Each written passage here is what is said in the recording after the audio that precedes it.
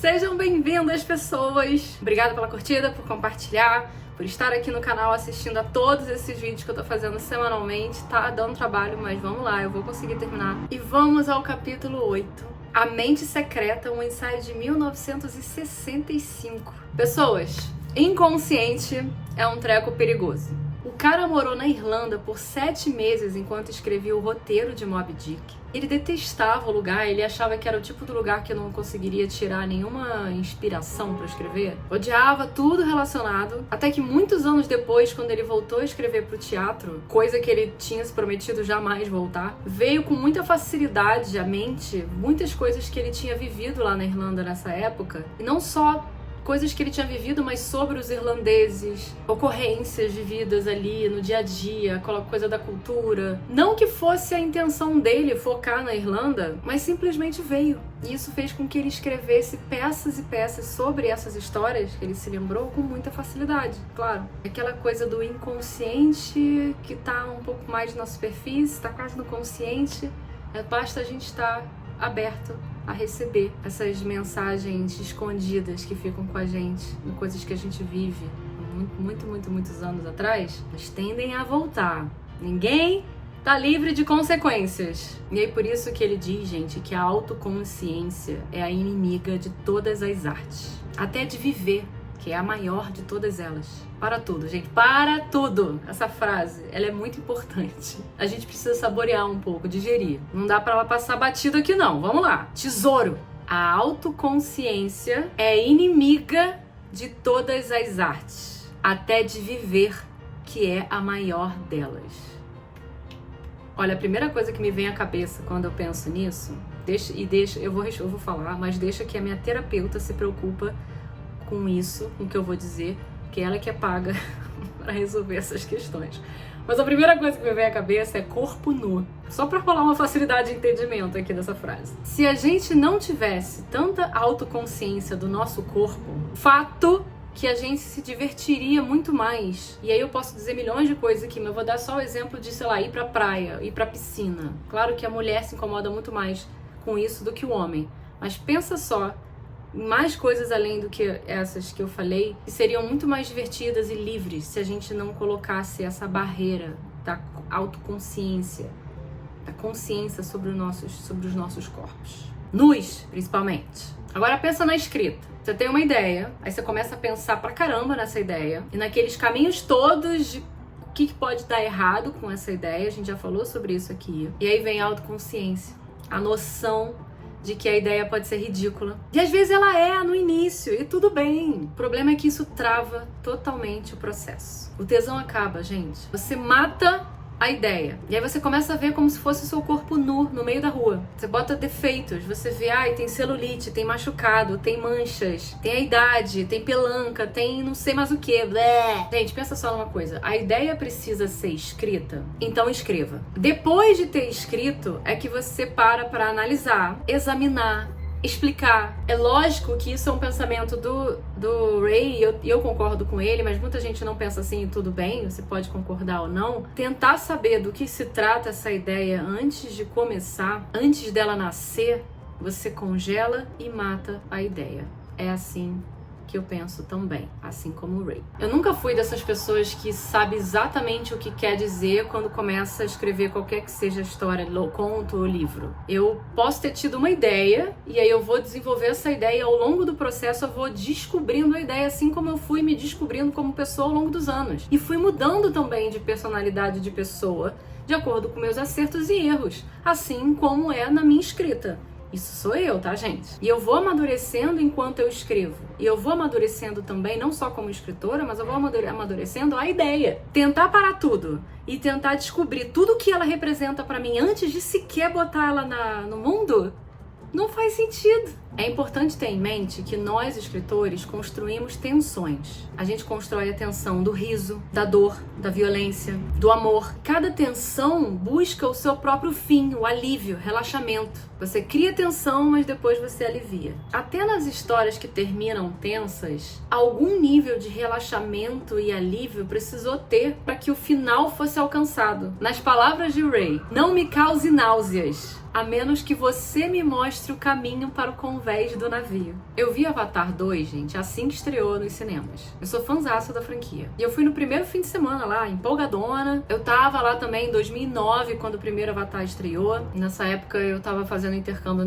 morando nos Estados Unidos. Eu era diferente de todo mundo, eu era a pessoa que tinha vindo de fora, né? Morar ali junto com a galera que tava lá. E eu, de certa forma, me identifiquei com o Jake. Uma estranha, numa terra estranha. Tem muito emocional envolvido nessa franquia, gente, pra eu conseguir ter uma análise mais fria. E mesmo me esforçando muito pra fazer isso, eu ainda assim considero os dois filmes muito bons. Eu acho uma obra incrível. E James Cameron, pra mim, é um top, assim, é sensacional. Mas eu trouxe esse exemplo, não foi pra falar nem bem nem mal de Avatar. Isso eu deixo no ar, cada um com a sua opinião, mas pra falar da questão da tensão que o Ray levantou aqui no ensaio dele, a tensão que é construída pelo autor. Tem dois filmes nos últimos meses que pra mim foram vencedores nesse quesito. Avatar 2, que eu vou comentar agora, e Top Gun Maverick. No Avatar 2 tem uma cena mais pro fim do filme, que tem uma galera lá caçando uma criatura, não vou falar o que pra não dar tanto spoiler, mas vai, eu falo um pouquinho. É tipo uma espécie de uma baleia, só que ela é mega senciente, inteligente, se comunica, tem linguagem, e um pinguinho só de líquido extraído do cérebro dessa criatura vale milhões e milhões de dólares no mercado lá de Shrubbles do filme. Essa cena, sem sacanagem, eu não lembro agora, dizendo assim de cabeça, quanto tempo de edição de tela que durou essa cena da perseguição e da caça dessa baleia. Mas a sensação, a memória emocional que eu tenho desse momento é que ela deve ter durado, sei lá, uns 20 a 30 minutos. 20 minutos de um filme no cinema, galera, de pura tensão. E não foi no sentido da perseguição, do tipo, caramba, será que eles vão conseguir pegar a baleia ou não? A tensão pra mim foi de angústia, foi de perturbação. Eu cheguei a me mover, sabe, desconfortável na cadeira do cinema, com dificuldade, né? Porque aquilo tava me fazendo mal. O filho da mãe do James Cameron teve a audácia de fazer essa cena de forma tão real que parecia que a gente estava vendo ali um documentário de uma caça de caçadores caçando baleias ou golfinhos, que mexe demais comigo. Gente, eu chorei no final dessa cena. Meu Deus, cara. Eu tive ódio dos malucos. Eu descobri coisas dentro de mim que eu não achava isso possível sentir e pensar dos caras. E o cara ainda apela por emocional. Porque uma coisa é você ver um documentário, se você já se incomoda com isso, como eu, você vê um documentário de galera caçando baleia, golfinho e tudo mais, e obviamente você se sente mal pela situação, mas não tem um contexto emocional, porque você não tem uma relação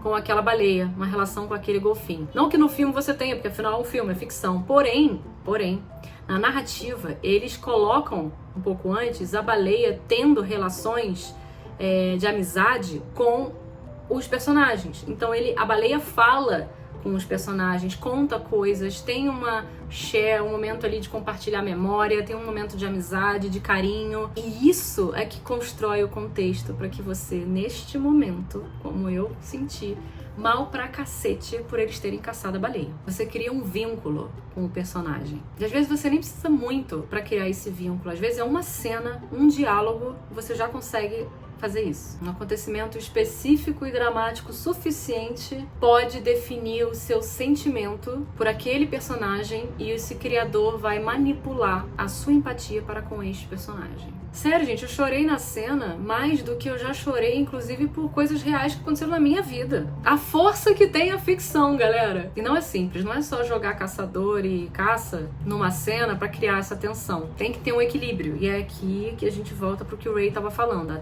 O equilíbrio da tensão é você ter, dentro de um contexto, a tensão e o alívio. Contexto e oportunidade. Construção e passagem do tempo. Já no Top Gun Maverick, eu já vi a tensão como uma coisa construída em cima do resultado. Avatar é o durante. É aquele momento da angústia que você até não quer que aquilo aconteça. Você não quer que os caras peguem a baleia. Então é o durante ali que incomoda. No Top Gun Maverick, na verdade, a sua expectativa pelo resultado é que faz com que você fique tenso. Tem outra coisa também que faz a diferença aqui, é que no Avatar, você tá acompanhando a cena da baleia, você sabe que eles vão caçar porque faz sentido pra história, pro conflito, pra que ele se desenvolva depois do acontecimento. Então você sabe que a baleia vai ser pega, sabe que vai dar merda, que provavelmente ela vai morrer, e apesar de você já saber, você sente tudo. No Top Gun Maverick, você não sabe exatamente qual vai ser o resultado. Você acha assim, vai ter um final feliz o filme, vai todo mundo conseguir fazer a missão, completar a missão? Não sei. Você sabe como é que é Tom Cruise? Tom Cruise é maluco. Às vezes não, às vezes todo mundo morre, sei lá. Tudo pode acontecer. Cara, é Robert McKee na veia aqui. Vocês lembram do que ele falava? Pra história funcionar, você tem que escolher um caminho que é possível ser escrito, né? Não pode tirar da cartola, tem que ser um caminho que você já tornou possível, mas que ao mesmo tempo você tem que surpreender o seu espectador. Cara, eu tava no cinema, eu cheguei a sentar pra frente, assim, eu cheguei a fazer isso na cadeira, por conta da missão lá do Tom Cruise com a galera pilotando aqueles aviões. Socorro, gente, que tensão. Mas até agora eu só trouxe exemplo de cinema, né? Olha, quer um exemplo na literatura? Torturado. Você jamais esperaria por qualquer tipo de tensão desse nível, num livro como Torturado, certo? É errado. Você pega já no primeiro capítulo de Torturado, aí tem as crianças lá, as meninas brincando com uma faca, são crianças, e aquela situação lá de, meu Deus, alguém vai arrancar um olho. E de fato alguém arranca alguma coisa, só que no caso é a língua. Acabei dando um exemplo de violência, mas a ideia aqui, gente, é que tem tensão de tudo quanto é jeito. A tensão, por exemplo, de um livro ou de um filme de comédia é o punchline, é aquele momento que você tá esperando dar a virada daquilo que você não tava esperando e o cara vai lá e fala, acontece, e aí você pega de surpresa e ri. E isso acontece quando você se entrega para a tensão que foi construída pelo autor. E às vezes pode ter dois caminhos até esse punchline. Pode ser um resultado que você já esperava e você se satisfaz porque você concorda com ele, ou a parte que eu já falei, que é quando você tem uma quebra de expectativa, quando você tá achando que tá indo para um caminho e o cara vai lá e dobra e vai para um outro caminho completamente diferente e te pega de surpresa. Eu prefiro a segunda, sempre. Eu adoro quando o cara distorce a realidade, vem com um absurdo, mas um absurdo que tem contexto e faz sentido, e aí, nossa, me pega de um jeito. Por isso que stand-up comedy pra mim, gente, o cara tem que ser muito bom de texto.